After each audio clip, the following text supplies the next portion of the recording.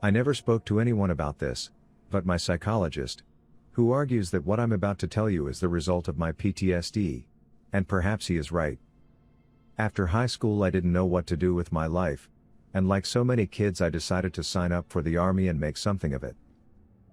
Following the attacks on September 11th, I did several tours in Afghanistan and Iraq.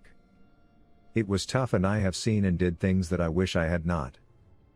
We would often scoop through tiny villages and coordinate with friendly tribesmen about nearby positions of the Taliban, so nothing unusual. Yet, perhaps I can brush it off as a random experience, but one day I was approached by one of the village elders who talked to me in Farsi. I asked our translator what he was saying. Apparently, the man came up to me to tell me that life is not what it seems and that soon enough I'll understand.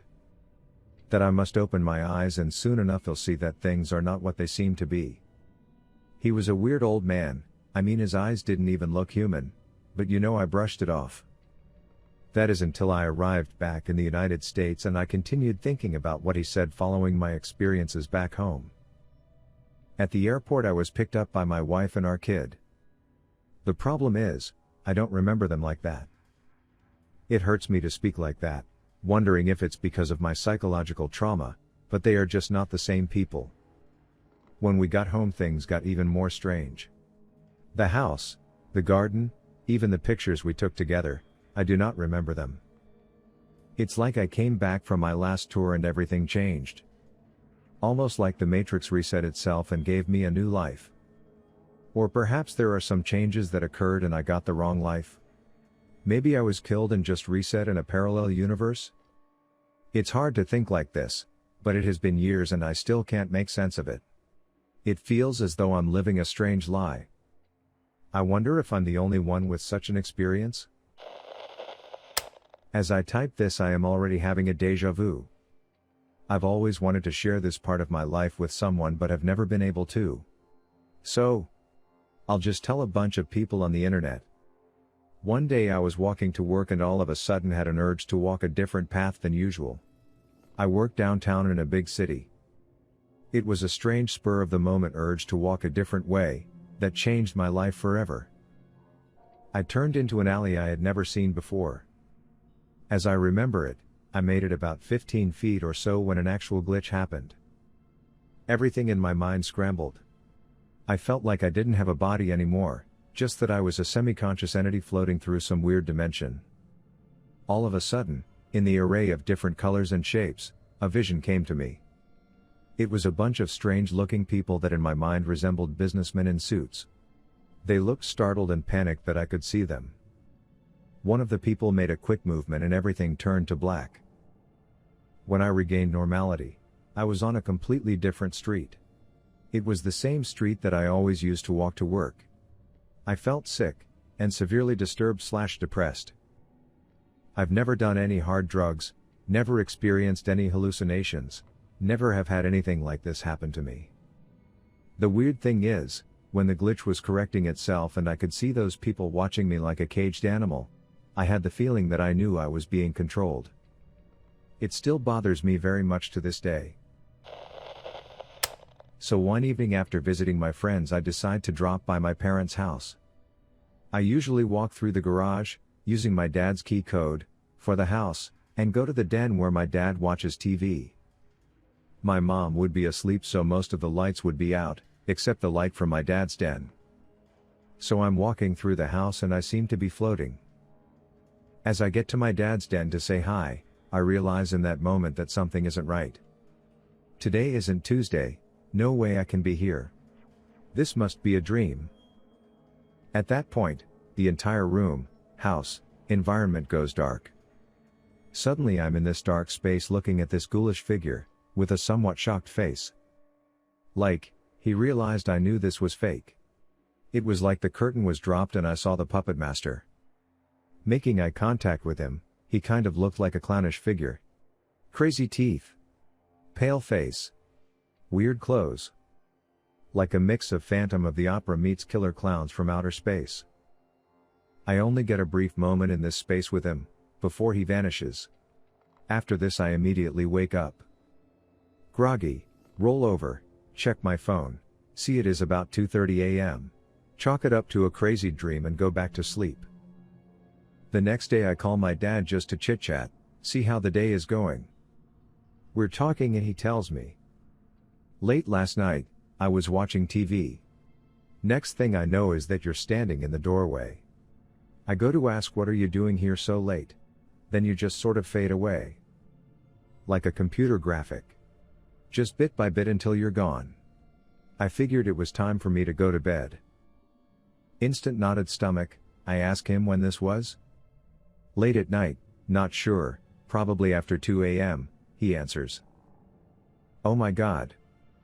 So I tell him my dream and he just figures it's something we'll never be able to explain. Something from another realm. Not sure if God, dark spirits, or something else. It freaks me out. I wonder if there is something watching me, or maneuvering my days. Pretty freaky. This always gives me the chills when I think about it. My dad has since passed, but I still think about that day.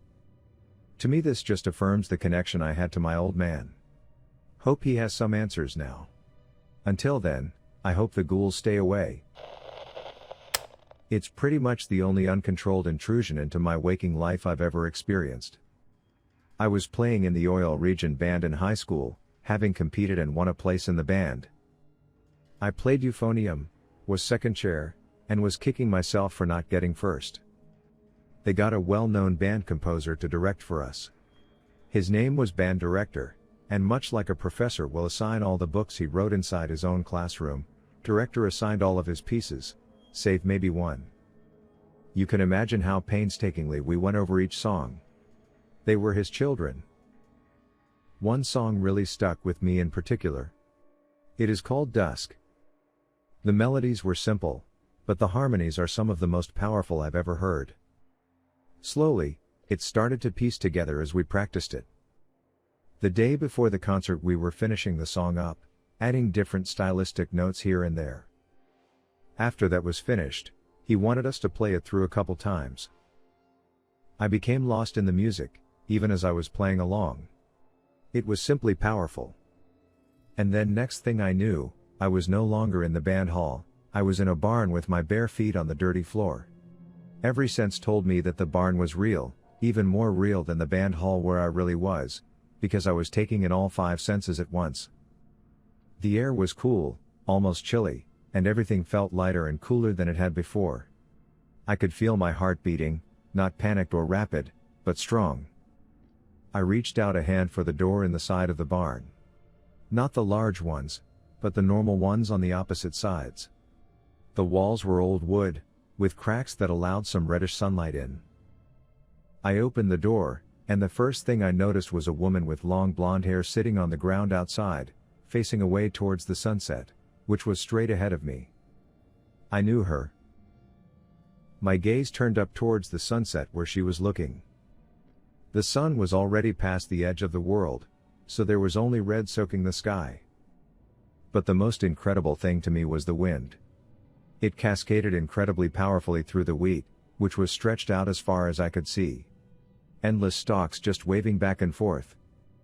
It came, and it's hard to describe this. The wind wrapped around me. It was cold and yet so good to be in. It brought a sharp life, like taking a deep breath after you've been underwater for as long as you can. I can't remember if I stayed out there watching the view for minutes, or if I came back within seconds. Still, there's almost no words to describe this. I've tried my best to do so. The whole experience happened within a few bars of the song. I believe I even continued playing while experiencing this for a bar or two. All I know is that if there is a heaven, I wouldn't be one bit disappointed if that was it. A few questions remain. I've never experienced anything like this before or since, at least during my waking hours. I have had stranger instances also when I'm sleeping, although many things could be explained. I completely understand that this could just be my imagination, but that's still saying something, isn't it? Isn't it amazing where your mind can take you, if you just give it a chance? Unless we're careful to experience things, we may just see more worlds in our sleep and waking dreams than we ever do in real life. I know this will get buried, but if you're an intrepid explorer, you should hear about my experience. About a year ago, my girlfriend and I went to eat dinner at Chipotle's. It's in a smallish shopping area with a burger joint and pay way neighboring the Chipotle. One of those kind of upper classy type of shopping areas. We pulled into the parking lot in front of the establishments at around 5 p.m., on a Friday evening, to find an empty parking lot. There were no tables outside, there were no cars in the parking spots, not a person in sight, and even the lights inside the buildings were off. Completely confused, I took the car in a sort of loop around the building in order to leave. The only thing of interest was a single fire truck parked alongside the building, headlights on, but no emergency lights, and no one in the truck. It struck us a little odd, maybe a fire in the building? As we pull around the backside of the building, and then finish looping around, we drive past the front facade of the building. Except this time every parking spot is full, tables are outside with patrons at them, food half eaten. There's people walking around, and the lights inside the buildings are all on. But the fire truck was gone. Mind you, it took less than 30 seconds to make a circle around the building. Easily one of the strangest things I've ever experienced. More Adjustment Bureau than Matrix glitchy. Wasn't that fun? Leave a comment with your own glitch in the Matrix story, so it can be featured in upcoming videos. Oh, and don't forget to like and subscribe for more quantum tapes.